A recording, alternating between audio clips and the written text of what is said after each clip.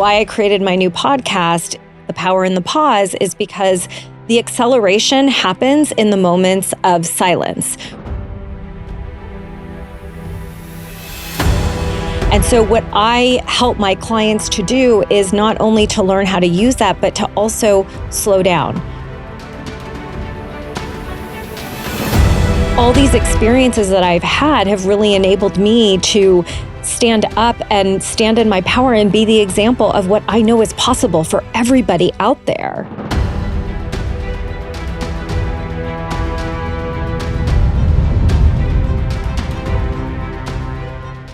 Hey everyone, it's Tamara Thompson with Broadcast Your Authority, and I'm super excited for this next episode.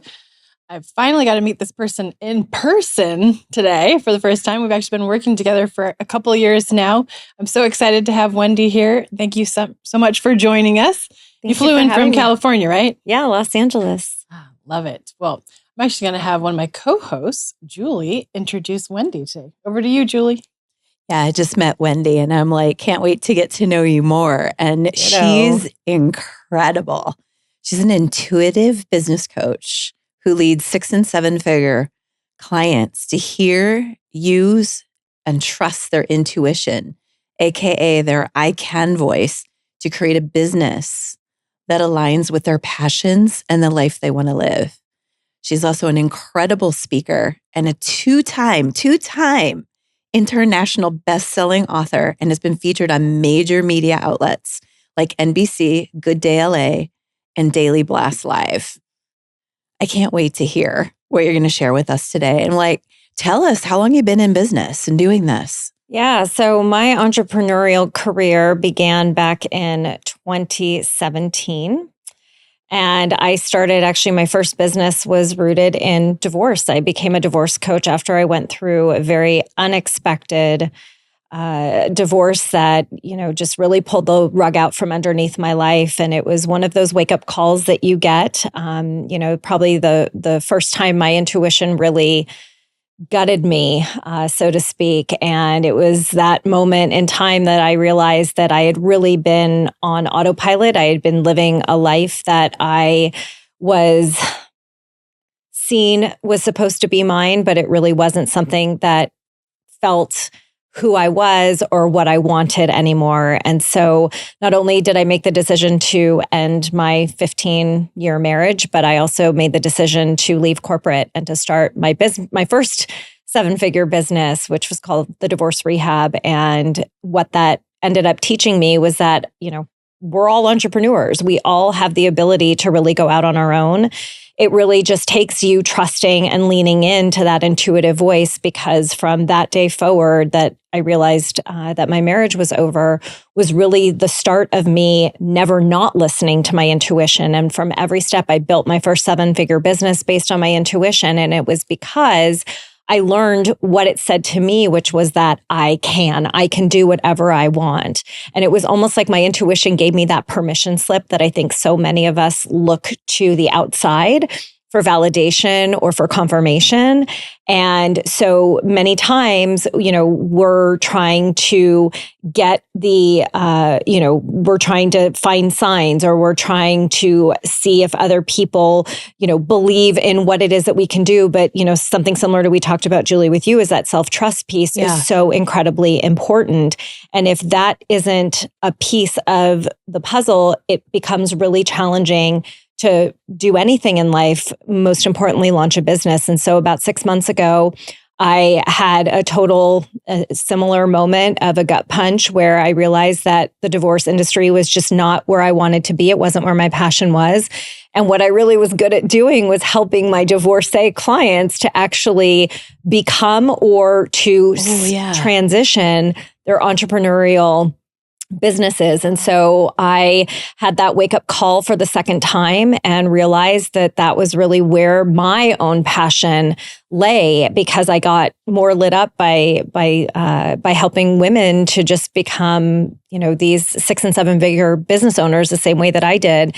And it all starts with your intuition. Where were you when that happened, like 6 months ago? Where were you? I was in Lahaina. I literally was there the day that the fires broke out. literally drove under the fire as it crossed the freeway. I was there with my partner, Jeff, and our 3 kids, our 3 boys, in a car. And we had left our resort because there was a power outage happening. And so we left because the resort was boring for them. So we're like, let's go to the beach. So we did. And little did we know we were never going back. And part of what I had realized in that moment was, number 1, life is short. Number 2, I had received a message 6 months prior that literally was a song that had the words "burn the house down" in it. Wow. And this was the physical manifestation that I was literally in. I was in it. And it was that moment of, something's got to give. Like, I can't keep banging my head against a wall because I'm afraid that I built the 7-figure business and now I'm going to walk away and start over. You're crazy. To, I'm not crazy. The world is burning around you, Wendy. It's time to make a shift. And so it was the second time that I really trusted that voice that said, you're done. It is done. And by crossing through the fire was really me crossing through that threshold of launching now what is Wendy Paige Sterling and my new business. And it's been the second I made the decision, the second I listened, I literally secured 3 clients and I had a 6-figure month, and it was that easy. That voice is real. People don't understand It's when you say that voice, and it's like, well, how do you know? I don't know. You just, when you hear it, you will know. Yes, and it is, and it's why faith is my year, or my word of the year. Excuse me. And it's not having faith; it's being faith. Yeah, right. There's a difference between the word faith and being faith. It's really, I have really taught myself to learn what embodying faith looks like, what it means. And every time that I have allowed faith, my intuition, my I can voice to take the wheel, I have had nothing but greater success than I could have had any other way. And it's hard for a lot of business owners because, data and analysis and numbers and that is very much who I used to be when I worked in corporate for 20 years in an ad sales team, right? I was judged by numbers. And here I am on this flip side of entrepreneurship where I'm leaning into my intuition. I flying here, you guys, like I sat next to somebody on the plane where we were destined to be sitting next to each other, and she happens to be a photographer and she happens to be highly spiritual, and we're now connected and we're, talking about some business ideas. And on top of it all, we're both sitting there. She's stressed because she's late. She might miss a flight. I'm stressed. And we're having this moment of, but it's all happening for us. For a reason, too. And we're calming each other down. Well, you had said, you're like, I'm so sorry, my flight's delayed. I'm like, no worries. Everything will work out how it's supposed to be. Oh, yeah. Like, it always does. Those of us that have lived in Hawaii and spend time there, you just had an encounter with Pele, and Pele doesn't play. No. And when you're ready for the fire, she will show it to you. And it was in your face. And I love that you heard that moment in the way that you did, and that you are true to what you're teaching people to pay attention to. And literally firewalking through, that's done. This is new.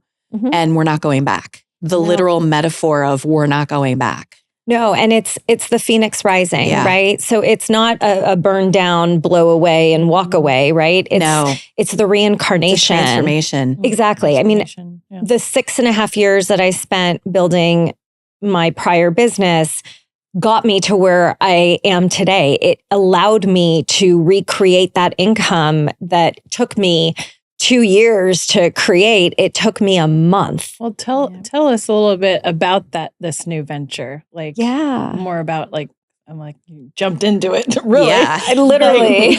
like, what is your focus now for everybody that's listening? Yeah. So my focus now is, very much so. I work with 6- and 7-figure female entrepreneurs and CEOs to further lean into their intuitive I can voice. So what does that mean? It doesn't just mean to hear it. It doesn't just mean to feel it. It means to actually use it, take action, trust it, and start creating confidence around that inner knowing. My inner intuition is going to be different than yours. It's going to be different than yours. It's different than yours. It's different than yours. But it's really about identifying and learning the difference between what is ego, which is typically happening in your head, and that sounds very loud and very different, versus what your intuition, which is typically quieter, or it's fast hits, or you feel it somewhere in your body. For everybody, it's something completely different.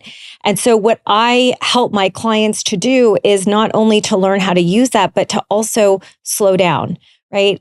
Why I created my new podcast, The Power in the Pause, is because the acceleration happens in the moments of silence, right? When you slow down is actually when you learn to speed up. And so what my clients get when they work with me is the ability to create the time and the space for the slowdown, for the pause, to be able to then give themselves the opportunity to hear their intuition. Wow. And instead of thinking, I've got to jump in, or, oh my God, all these tactical things I need to do and overwhelming, I'm out.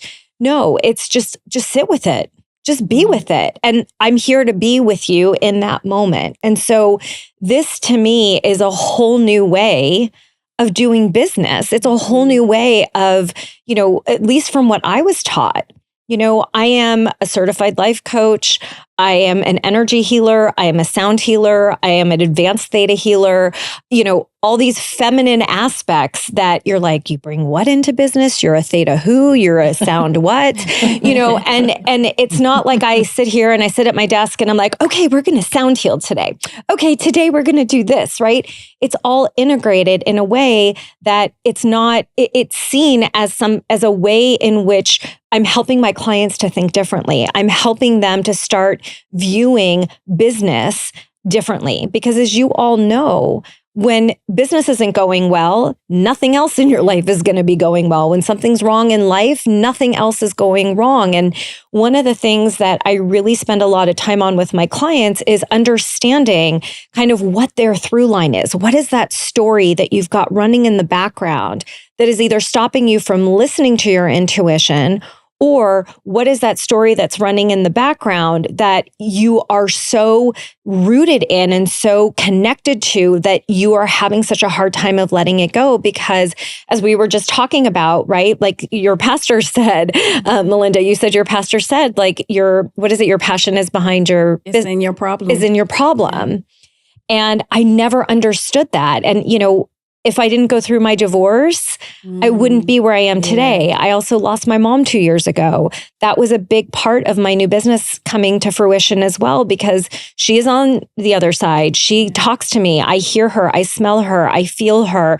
And she is guiding me probably stronger there than she is or did when she was alive. And so all these experiences that I've had have really enabled me to stand up and stand in my power and be the example of what I know is possible for everybody out there. Yeah.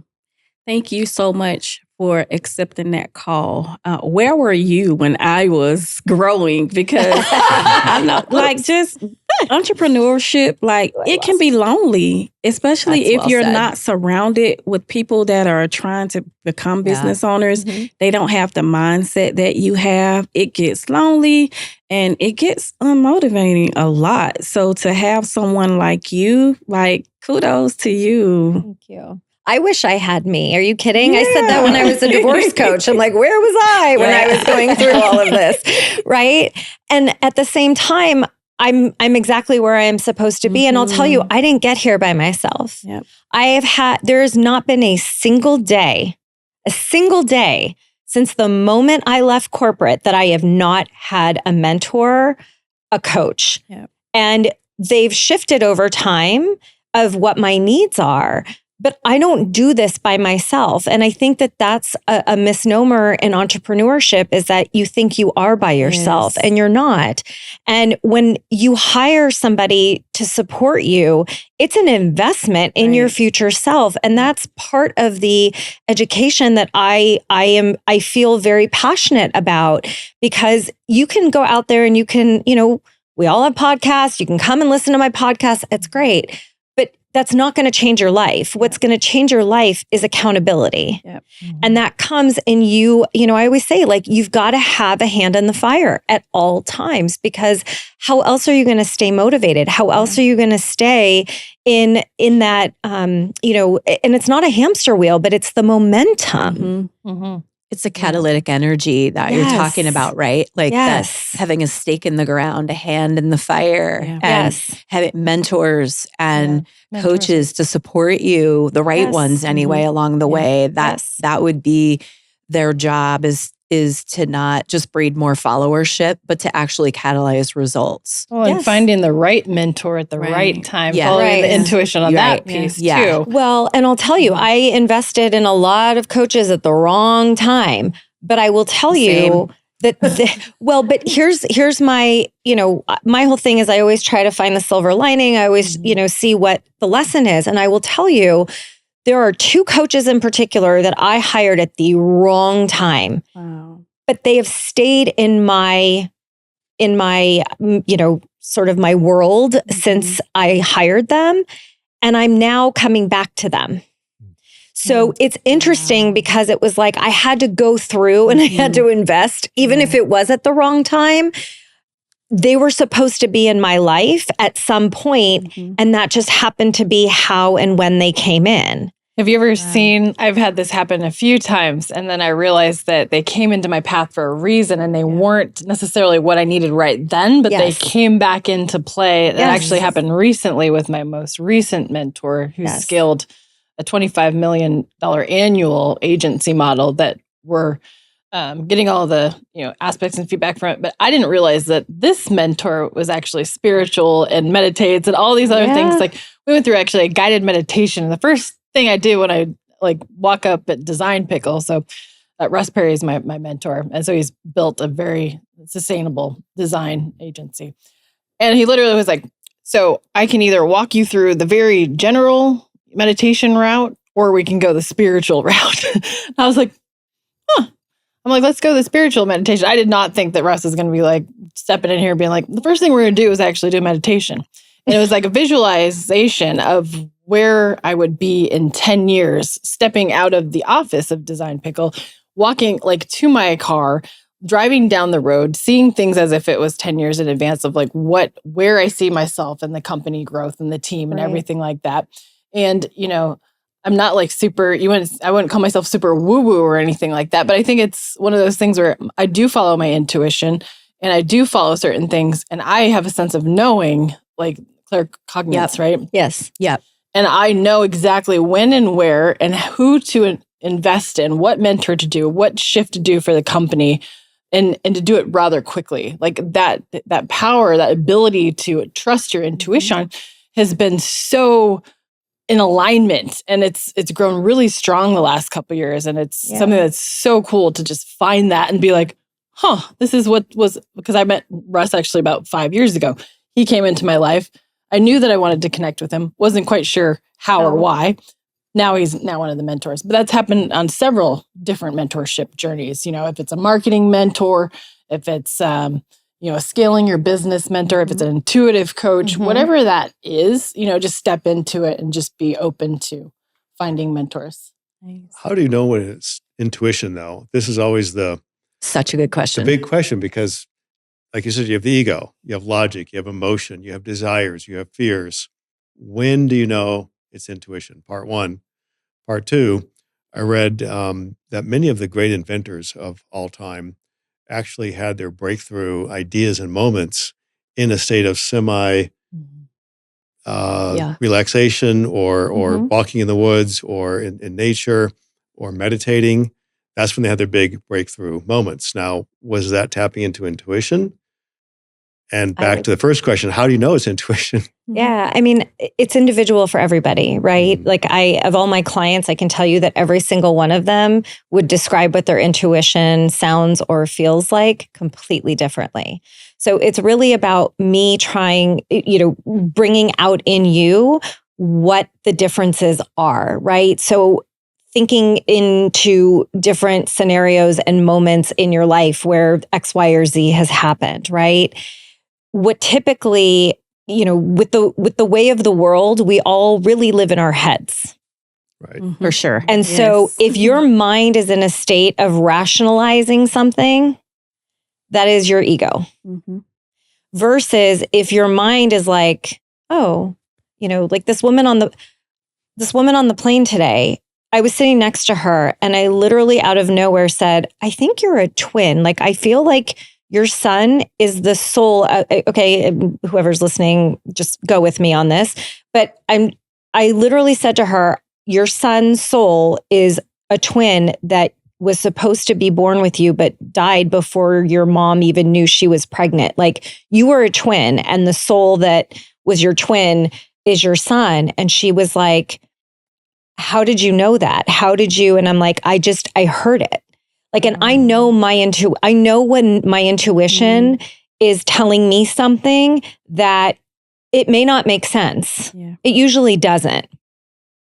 So when you're thinking something that you're trying to rationalize, it's typically your ego versus when I just got this download and I'm so unattached to it.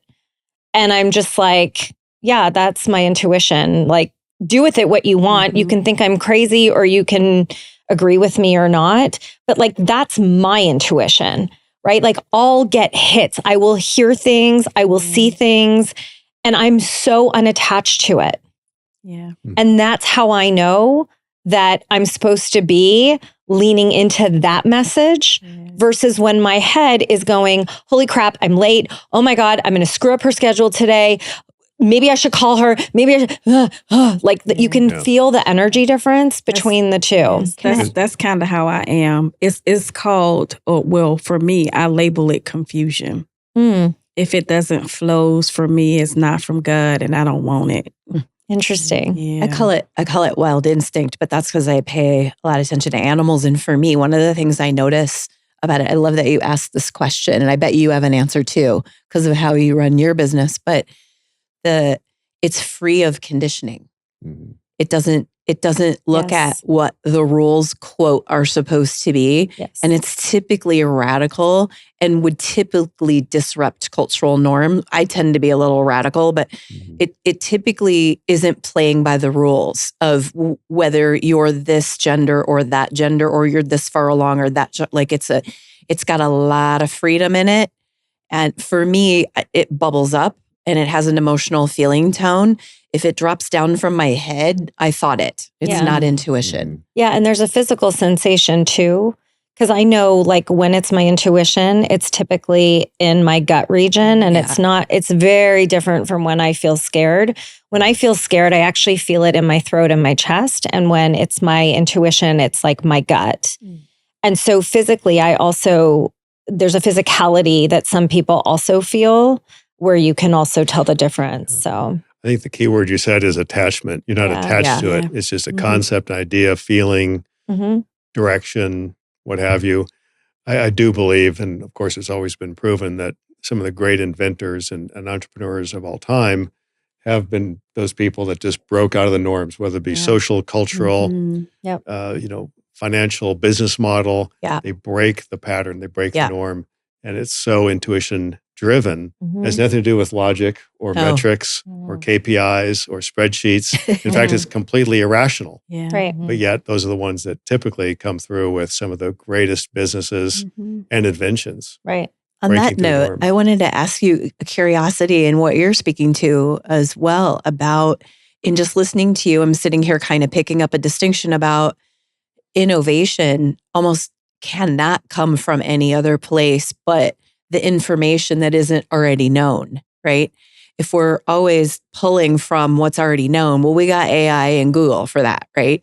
But if we're talking about intuition and other ways of knowing, like, that's where I think innovation actually has an opportunity to happen, and evolving and revolution, and like what you were speaking to of breaking out of that, quote, what's the norm. They were kind of like electricity was kind of a radical idea.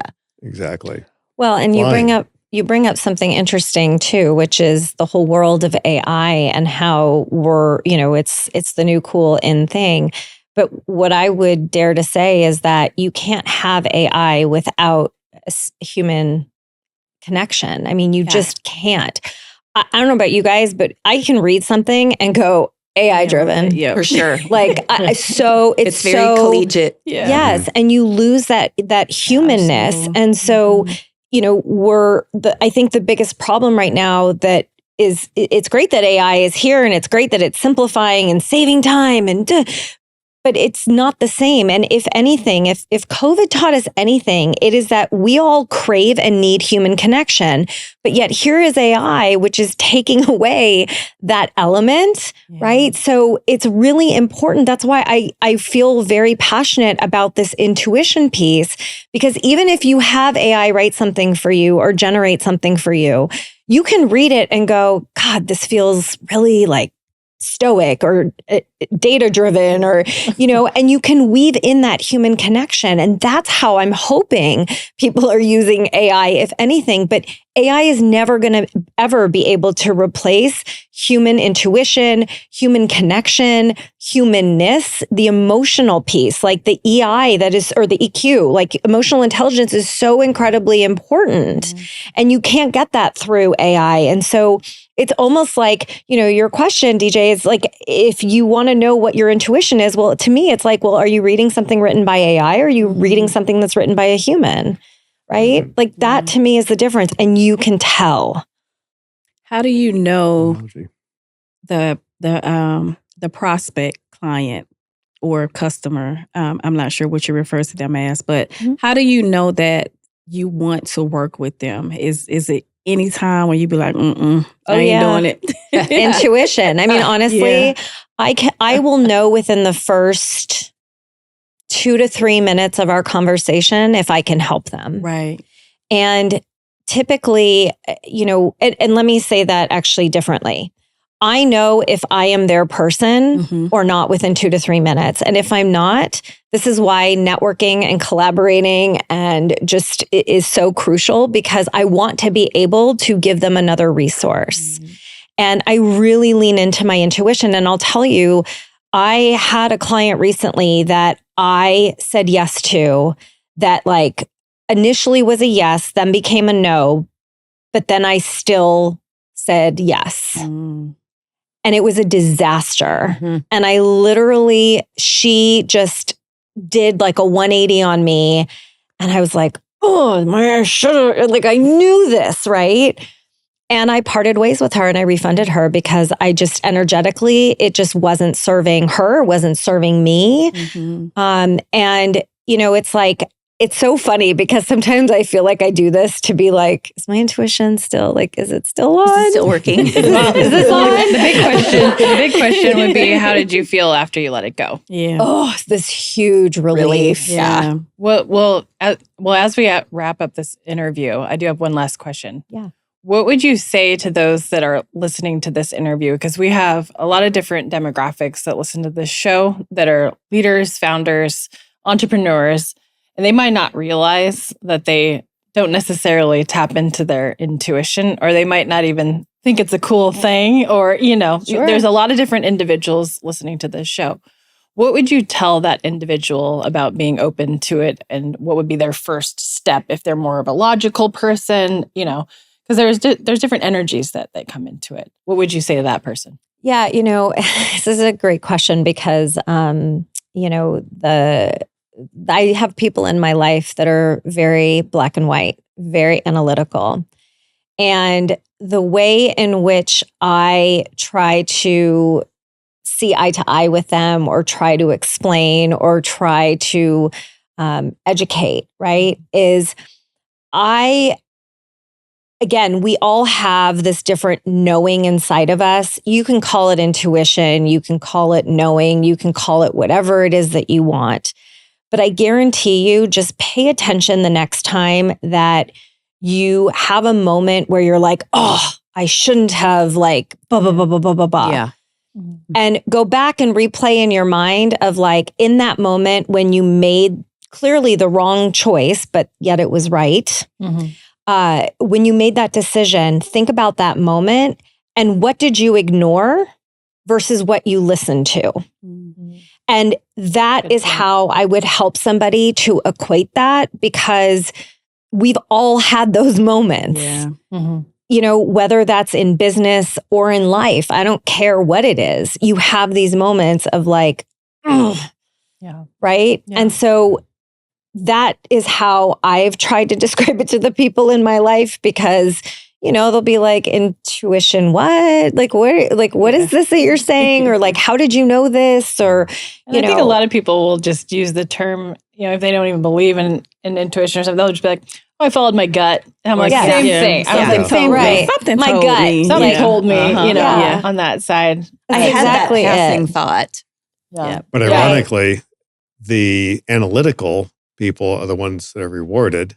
Yes. Right. Nobody wants to listen to intuition in a board meeting, Right. Mhm. but everybody will happily spend Mhm. hours, you know, On data. on data. And data. 100%. But the data has zero intuition, forward or backward. Zero. Mhm. It's just data in the moment. Right. And it is interesting how culturally we have become very anesthetized Right. Data to driven. intuition Well, in favor of data, Definitely. right? Yes. Which is Well- always, by the way, not correct. Yeah. no, but this is the Exactly. problem, right? We Yeah. live in this either or world, but it's the both and. So I'm not saying data Collaboration. driven is wrong, but there's a medium, right? It's a Right. both and so the lens that I try to come from is like, what if, Mhm. right? The both and is where possibility lays, versus the either or is so closed off, and Yeah. energetically it's negative, low vibration. So Yeah. yeah. Well, I could talk about this topic forever, day. but I'm so grateful for you to fly out here today and just share a little bit more about your superpower and strength and how you help people and individuals and business owners. So thank you, Wendy, for coming out today. Thank you for having me. Where can people find you other than the Power and the Pause podcast? How else can they connect with you? Across social media at Wendy Paige Sterling is my handle everywhere. You can also go to wendypagesterling.com. I love it.